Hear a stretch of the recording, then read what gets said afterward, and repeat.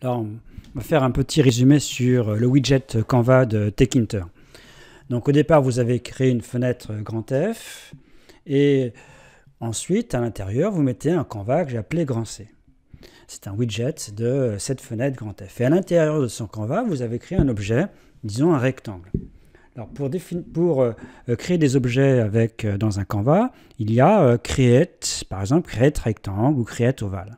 Alors, c'est une méthode. Et cette méthode permet de créer un rectangle avec 4 coordonnées. 4 coordonnées qui correspondent en fait aux points, 2 points ici, celui-ci et celui-ci. Les 2 premières coordonnées pour ce point et les 2 dernières pour celui-ci. Pour un ovale, c'est à peu près la même chose. On a besoin de 2 points. Ce sont toujours 2 points d'un rectangle et ça définit donc ces deux-là, et ça définit un ovale qui est inscrit dans ce rectangle. Donc pour définir un ovale, on a besoin d'un rectangle et des 2 points ici. Maintenant, on voudrait déplacer ce rectangle. Alors pour déplacer ce rectangle, il y a une méthode qui s'appelle coordonnées, C-O-R-D-S,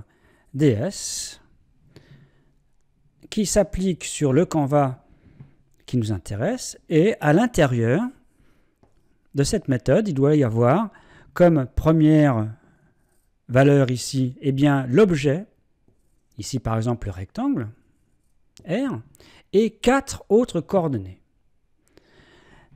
Donc ici, ça définit en fait 2 nouveaux points, puisque 2 coordonnées, ça me donne ce point-là et le deuxième point ici. En faisant ça, eh bien, le rectangle, ici dans mon exemple c'est le rectangle, ses coordonnées ici changent. Donc du coup, l'effet, ça sera donc de déplacer le rectangle avec ici les 2 nouveaux points, celui-ci et celui-ci.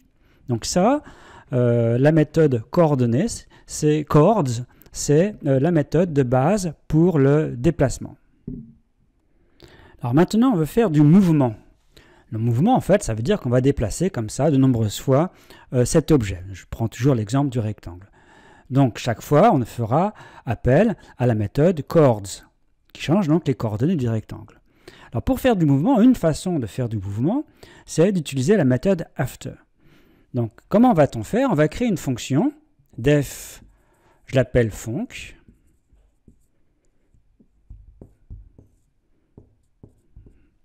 Alors, il peut y avoir des paramètres ou pas, là j'en mets pas. Et à l'intérieur de cette fonction, à un moment donné, je vais de nouveau appeler cette même fonction. Autrement dit, elle est définie de façon récursive. Et comment elle va être appelée? Par la méthode after. Alors la méthode after, c'est sur F, parce que ça rafraîchit la fenêtre, point after. Ici, on va y mettre un temps en millisecondes. Ici, on va remettre la fonction func, sans parenthèse. D'ici, il n'y a pas de parenthèse. Func. Donc, que fait cette instruction? Eh bien, ça rafraîchit la fenêtre en un certain temps et ça appelle de nouveau la fonction func. Donc, ça, c'est récursif. Alors, vous savez que quand il y a comme ça une définition récursive, il faut un if. Quelque chose, 2 points. Donc, évidemment, ce qui va se passer à l'intérieur ici du if, c'est qu'on va changer donc les coordonnées du rectangle.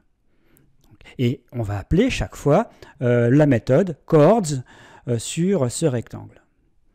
Et pour arrêter les différents appels de la fonction func, les empilements, et donc pour pouvoir dépiler, il faut que cette condition devienne fausse. Alors comment mettre une condition ici de façon à être sûr que cette condition devienne fausse? Par exemple, imaginez que je fasse un changement de coordonnées. Donc des coordonnées ici, si elles se déplacent, s'il y a un mouvement comme ça, c'est-à-dire que x et y augmentent. Donc je fais en sorte que x et y augmentent pour les 2 points ici. Eh bien, il suffit de mettre par exemple comme condition si x est plus petit ou égal à la largeur de la fenêtre. Et ça s'arrêtera quand x deviendra donc plus grand que la largeur. Donc on est sûr que ça s'arrêtera puisque on a fait en sorte que x augmente. Donc il y aura une variable ici x qui chaque fois, à chaque appel de la fonction, augmentera. Et donc on est sûr que ça va terminer les empilements. On aurait pu mettre une autre condition si x est par exemple positif ou parce que si x est négatif, eh bien ça arrêtera ceci. Alors on peut mettre un else ou pas de else. Donc ça c'est la méthode after qui permet donc de faire du mouvement sur un objet d'un canevas. Alors l'autre façon de déplacer l'objet R, le rectangle ici dans cet exemple, c'est par un événement. Donc soit on appuie sur une touche de clavier, soit on clique à gauche ou à droite sur la souris, ce qu'on appelle un événement.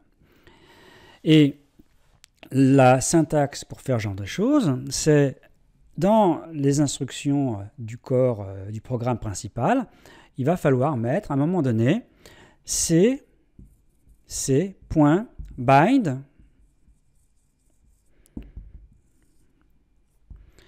Ici, on va mettre les caractéristiques de la touche ou du clic. Alors là, il y a une syntaxe en général qui est comme ça, double cote, et ici, des crochets. Puis là, vous avez le nom, soit de la touche, soit du clic. Par exemple, F1, c'est le clic gauche, et si je mets up, c'est la flèche du haut. Et là, je mets une fonction, func. Je reprends l'exemple, je mets le même nom, func. Donc ça veut dire qu'on va associer à un événement donné, cet événement donc, qui est caractérisé ici par ce nom, on va associer un événement à une fonction. Donc la fonction, comment faudra-t-il la définir? Eh bien, on la définira comme ça, func, alors def, func, et dedans, il y aura obligatoirement event à l'intérieur, ici. Puis après, vous la définissez. Alors, comment va-t-on la définir? Eh bien, simplement, on reprend les coordonnées du rectangle, vous les changez à ce moment-là, et vous pouvez, comme ça, déplacer le rectangle. Dans le cas d'un clic de souris, par exemple, on voudrait avoir une fonction qui permette de créer un rectangle à l'endroit où on clique. Alors, pour cela, là, ça sera assez simple. Pareil, on peut très bien prendre un rectangle initial qui est ici, puis on veut le voir apparaître à l'endroit où on clique. Eh bien, ce sera toujours la même chose avec ça. Donc ici, il faudra ici le nom qui corresponde au clic gauche ou droite de la souris. Et à l'intérieur, on va récupérer les coordonnées X et Y de l'endroit où on a cliqué. Alors pour cela, on fait X égale event.x et Y égale event.y. On récupère les coordonnées du point où on a cliqué. Et après, donc, vous avez les nouvelles coordonnées. Vous pouvez donc changer les coordonnées du rectangle. Alors pour ce point-là, il suffit d'ajouter une certaine largeur, une certaine longueur qui, elle, reste fixe. Vous n'avez besoin que de changer, par exemple, ce premier point.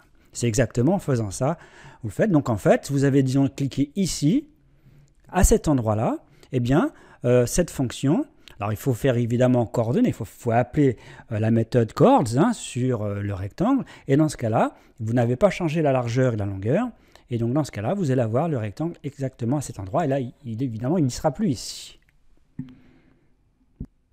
Donc la méthode bind, il faut bien comprendre ici, elle n'appelle pas directement à la fonction func quand vous avez cette instruction dans le programme principal.